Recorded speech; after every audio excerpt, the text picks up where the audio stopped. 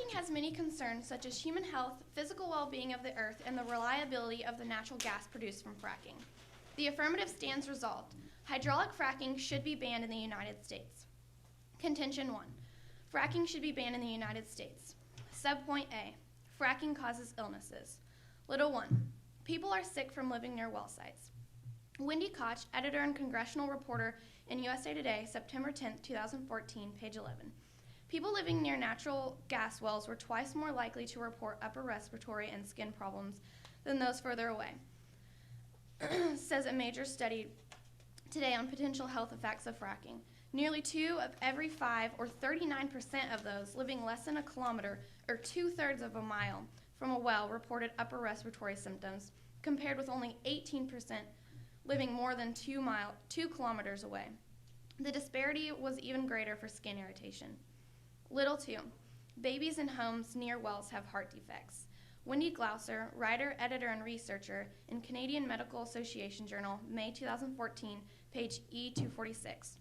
Another study published January 28, 2014, in Environmental Health Perspectives compared live birth data over a 13-year period with geographical proximity to natural gas drilling and found that babies were born to homes with more than 125 wells within a mile radius had a 30% greater prevalence of congenital heart defects than those with no wells within 10 miles.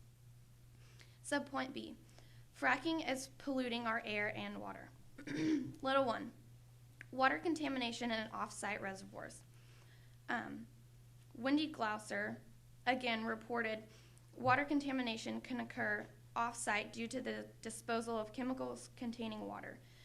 Mike Benuzik, a medical student who published a review of the available literature on fracking with the Environmental Health Committee, says the wastewater is stored in underground concrete reservoirs, but spills or improper disposal are highly positive, given the sheer volume of fracking waste fluid, 4.2 billion liters in 2009 alone. The water is often disposed 100 kilometers away, he says. There are so many areas in that link where there's possibility of a leak. Little 2. Fracking affects our air, water, and food. Elizabeth Roy, petroleum engineering expert, quoted in Nation in 2012, page 12. At almost every stage of developing and operating an oil or gas well, chemicals and compounds can be introduced into the environment. Radioactive material above ground levels have been detected in the air, soil, and water at or near gas drilling sites. Subpoint C. Earthquakes in Oklahoma. Little 1. Number of earthquakes in Oklahoma is growing. Stefan Johnson, Amsterdam News staff writer in New York Amsterdam News, November 2011, page 36. Between 1972 and 2008, only 2 to 6 earthquakes were reported each year in Oklahoma and weren't noticed by most people. However, in 2009, close to 50 earthquakes were recorded, and that number more than doubled in 2010 with 1,047. Of those earthquakes, 103 were powerful enough to be felt by Oklahomans. Little 2. Oklahoma earthquakes are because of fracking. Stefan Johnson also reported on page 36 that fracking has been linked to several minor earthquakes in places like northwest England because the water, sand, and chemicals lubricated an already stressed fault zone, which makes the land easier to shift.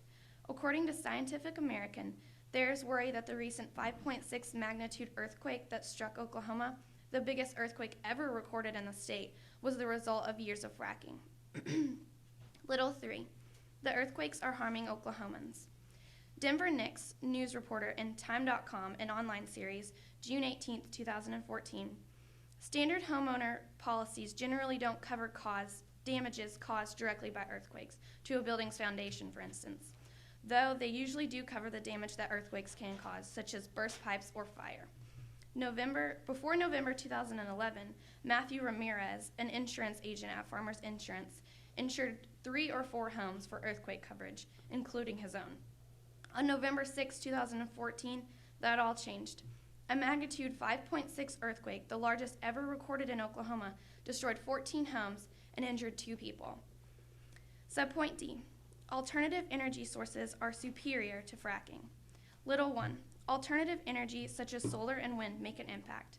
David J. Laporte, an environmental analyst at Argonne National Laboratory and Futurist Magazine, September 2011, page 38. Direct solar energy technologies such as solar photovoltaic cells are being rapidly developed and deployed, and other technologies are also advancing our ability to effectively convert wind, waves, ocean currents, and biofuels into usable energy. Little 2. Alternative to fracking will cut the costs. Michael Levi, author of The Power Surge and many other books in Foreign Affairs, page 94. Costs have been falling thanks to technological innovations and governmental support, making wind, solar, and other technologies ever more attractive tools for reducing carbon emissions. Between 2008 and 2012, for example, the cost of solar modules fell by 80%. In conclusion, natural gas is not a bridge fuel to anywhere. The longer we put off developing carbon-free power and carbon-negative technologies, the more we increase the problem of health concerns, earthquakes, and water contamination. With all these growing concerns, we can clearly see that we need to make a change towards more efficient and cleaner sources of energy.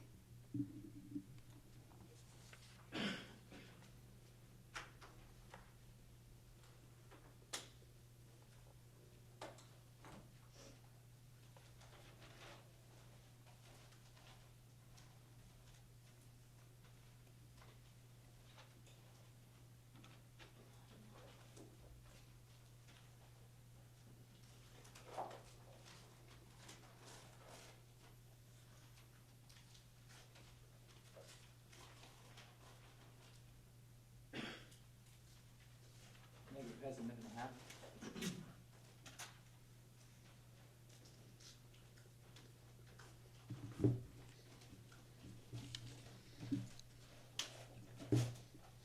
All right. So she talked about the illnesses of people living near well sites and the sickness from people, like I said, living near well sites and heart defects and stuff. And I'm going to assume that she is referring to the contamination of water. And as she said later on, subpoint B, little 2, air, food, and water. But I'm going to refer to water really quick. From the Scientific Advisory Board, how they're monitoring fracking, Dr. Richard Goodwin, petroleum engineer consultant, quoted in Pollution Engineering, October 2014 on page 34. The EPA has established a scientific advisory board to review methodology and technology mitigating the effect of fracking on water quality. Also, the ASTM API have established standard-setting committees for drilling, fracking, and production water options. During the next 2 years, the efforts of experienced participants should change the way that fracking operations are implemented, managed, and regulated. The SAB's work will continue until 2015. Existing and grassroots drilling projects will be monitored. So her source, I believe, was from earlier in 2014. This is from October 2014. It's a little bit updated. So since her source was released, I believe the Scientific Advisory Board has implemented more regulations on the water quality, therefore affecting the sickness from people living near well sites. Also, again on the water, there is no connection in the drinking water so far, and if there was, that's what the Scientific Advisory Board is for. Roy Bingham, journalist, quoted in Pollution Engineering in June of 2013, pages 39 and 40. Duke University released results of a study by school scientists working with members from the U.S. Geological Service.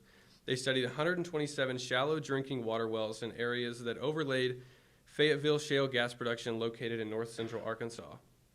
And they found no connection between fracking operations and drinking water contamination. A few wells did show very low levels of carbon contamination. However, isotropic tracers helped determine the chemical composition of samples in the drinking water as quite different from samples gathered from the shale gas. It was determined that the gases in the shallower waters were produced by biological activity and not shale gas. And when she was talking about how a lot of it's being polluted from the trucking and storage of wastewater, that is not, there's no connection there. So eliminating trucking and storage of wastewater, if there was a connection, this is how they would deal with it if they could find it. Dr. Richard Goodwin, I cited him earlier, quoted in Pollution Engineering, October 2014, page 34. GE Power and Water cleans the processed water eliminating trucking or on-site storage, and deep well disposal. According to Bill Hines, general manager of thermal products, Hines said, since the cleaned water from the process can be reused, it also will reduce the percent as much wastewater per unit of gas recovered as wells where conventional drilling was employed. On average, the amount of wastewater produced by fracked wells exceeds about 10 times that generated by conventional wells, but the former also delivered about 30 times more gas. And in regards to her subpoint C earthquakes, there's a very small amount of seismic activity happening, and of the small amount, there's no injury and no property damage. Roy Bingham, I cited him earlier as well, journalist quoted in Pollution Engineering in June of 2013, pages 39 and 40. According to the website energyfromshale.org, only a small amount of seismic activity occurs during the hydraulic fracturing process. In more than 1 million operations, no injuries or property damage have been recorded. In fact, the highest measured magnitude for seismic activity has been about 0.8 on the normalized scale, and this level is not near strong enough to be felt at the surface by humans. Normally, a quake would need to be greater than 2 on the Richter scale to be felt by humans. Subpoint D, in her brief, she talked about alternative energy sources. Investors now are currently spending tons of money on new facilities.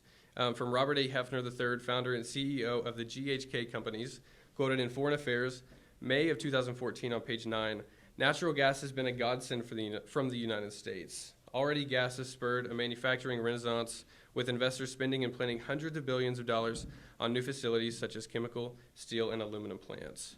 And then also on subpoint D, little 1, she talked about solar and wind, and little 2, alternative forms of fracking will cut costs. I have a card, Developments of Unconventional Energy, from Dr. Richard Goodwin, petroleum engineer, quoted in Pollution Engineering, October of 2014 on page 34. The application of horizontal drilling and hydraulic fracturing to extract shale gas and liquid hydrocarbons is directly responsible for development of these unconventional energy and chemical resources. Such development has greatly improved the U.S. economic future, creating energy independence, providing low-cost energy, chemical feedstock for new U.S. industrial plants, and creating potential for installation and exports of liquefied natural gas facilities, and promoting skilled labor jobs for such new projects. So I'd like to move on to my brief. Cost objection 1, the elimination of fracking will in fact hurt the economy. Subpoint A, without fracking, we will slip back into the recession. From Robert A. Hefner, founder and CEO of the GHK companies, quoted in Foreign Affairs, May of 2014 on page 14.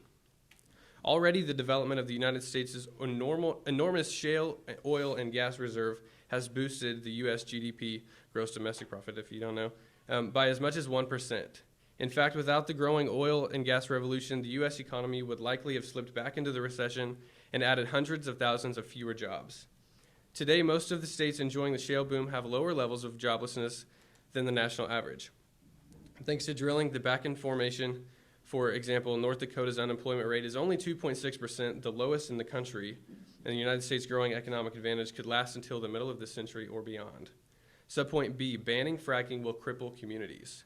From Sorrel E. Negro, lawyer and Robinson Cole LLC, quoted in Albany Law Review, April of 2014 on page 726.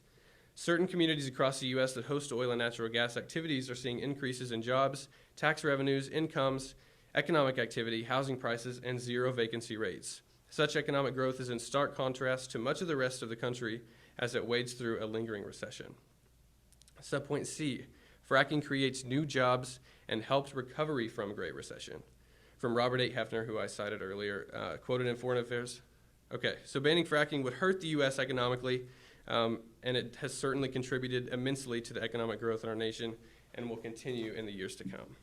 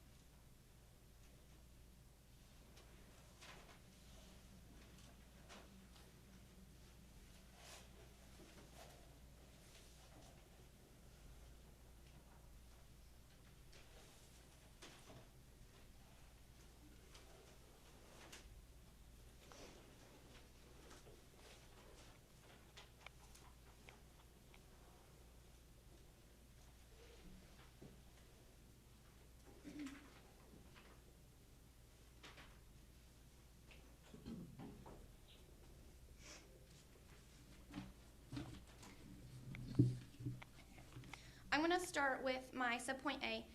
He touched on it a little bit about that it's kind of related to water, which it is, and that's why the babies in the homes are so sick, because anything you do, you bathe them, you give them their formula with the water, it goes inside their body, it makes them sick, it makes them have heart defects. On my subpoint B, he touched on the regulations that they are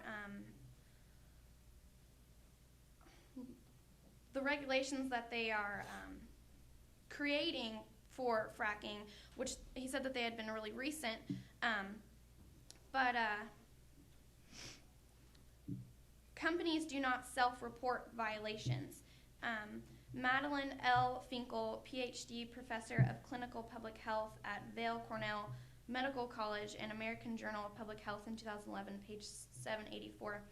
Although drilling companies are expected to submit water management plans to the appropriate state agendas that oversee environmental protection, often there are little state oversight. Companies are expected to self-report violations, which they do not voluntarily. And even today, they don't report them voluntarily, because who's going to report something that is injuring people when it will just affect their company? And because they are not forced to report them, they're not going to.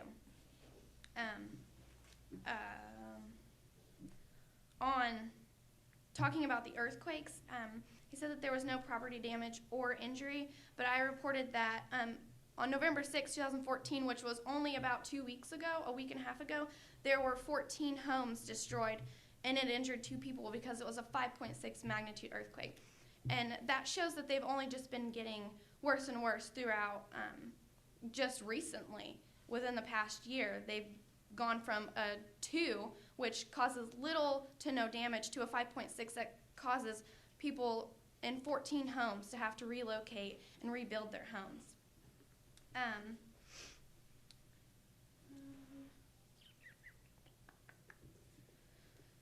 On alternative energy sources, convert to non-carbon forms of energy. Madeline L. Finkel, PhD, professor of clinical public health at Vail Cornell Medical College and American Journal of Public Health in 2011, page 784. We have a choice. Instead of resorting to extreme energy extraction like fracking, we can take the shrinking supply of fossil fuels as a signal to convert to non-carbon forms of energy, such as wind and solar, because it's obviously a better choice and a lot better for our the health of our country. On to his brief, he said that eliminating fracking will hurt the economy because we might slip back into recession, but we don't know that the solar and wind energy, if those become as big a thing as fracking is, we don't know that it won't produce just as much money or even more for the economy.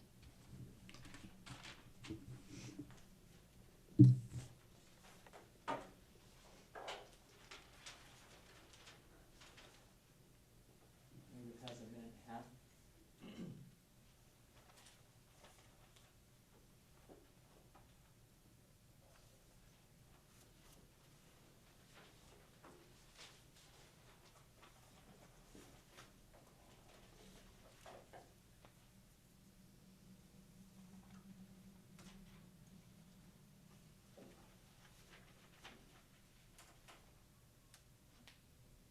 One minute.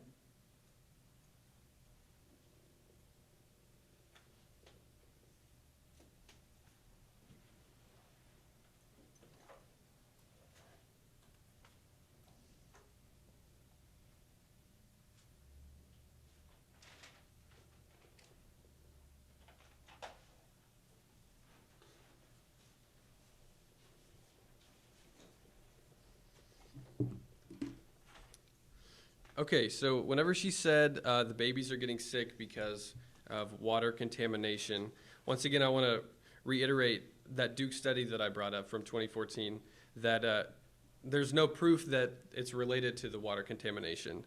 There is no relation from the fracking to water contamination, so it could be anything making the babies sick.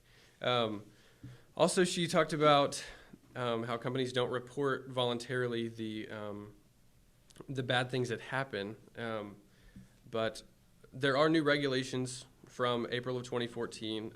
There's no permit needed from Sorrell E. Negro, lawyer in Robinson and Cole, quoted in Albany Law Review, like I said, April 2014, page 726. The former regulations did not sufficiently apply to on-site wastewater recycling under the new regulations. Drilling operators do not need a permit to recycle water on land that they are leasing, including directly on well sites, or to transfer fluids to another operator's lease to be recycled. Operators can store fluids that are awaiting recycling or treated fluids on site in recycling pits that meet the criteria. So that could even go back on the water contamination. So there are new regulations, and they don't have to, there's no permit needed to proceed with the fracking. And on the earthquakes, she brought up a recent event, seismic event that happened a couple weeks ago, but and she said it was bigger, and I agree. But there's no proof leading us to believe that fracking had anything to do with that latest earthquake that did have property damage and maybe injury. And it could be the recent changes in weather. I know all of us have experienced a lot of new things happening with regards to weather, so it could have something to do with that as well. There's many different things. And then she talked about the economy, and she was refuting my brief. But there's so much economic growth in the communities. Again, from Sorrell E. Negro, lawyer at Robinson Cole, quoted in Albany Law Review in April of 2014, again on page 726.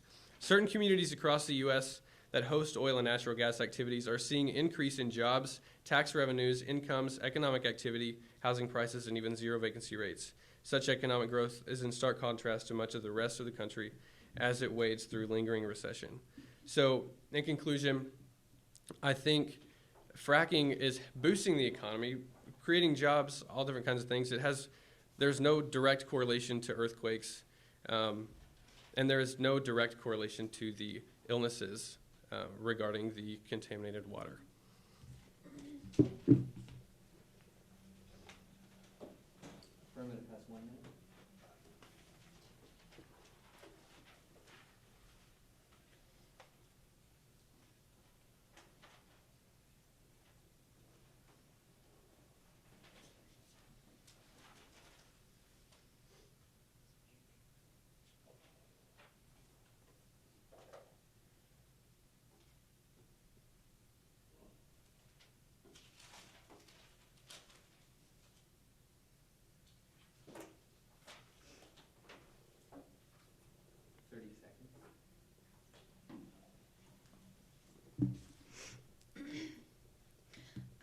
Touching on my subpoint A, he said that there's no proof that the babies are getting sick or people in the homes are getting sick because of the fracking, which pollutes the water, which causes them all to get sick.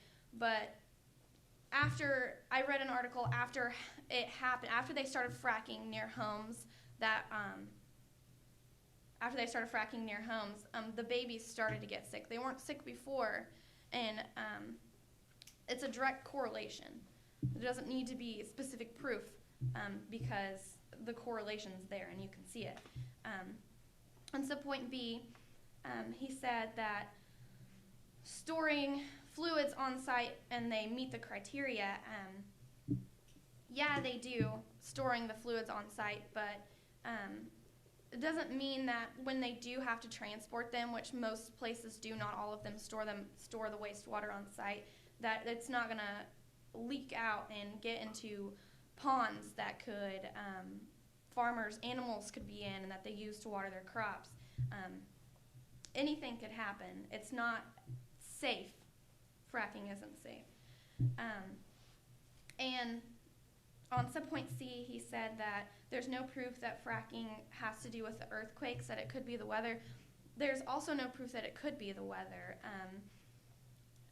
Just because, there is proof, and it's pretty much, like I said, it's a direct correlation between all the fracking that's been going on and all of the recent occurrences of earthquakes. But I mean, like I said, there is no proof that it could be the weather either. And touching on subpoint D on alternative energy sources, if we switch to solar and wind energy, it'll make a huge impact on the economy and on the health of our country, because with fracking, it has only showed that there are many harms and ills to it. On to his brief.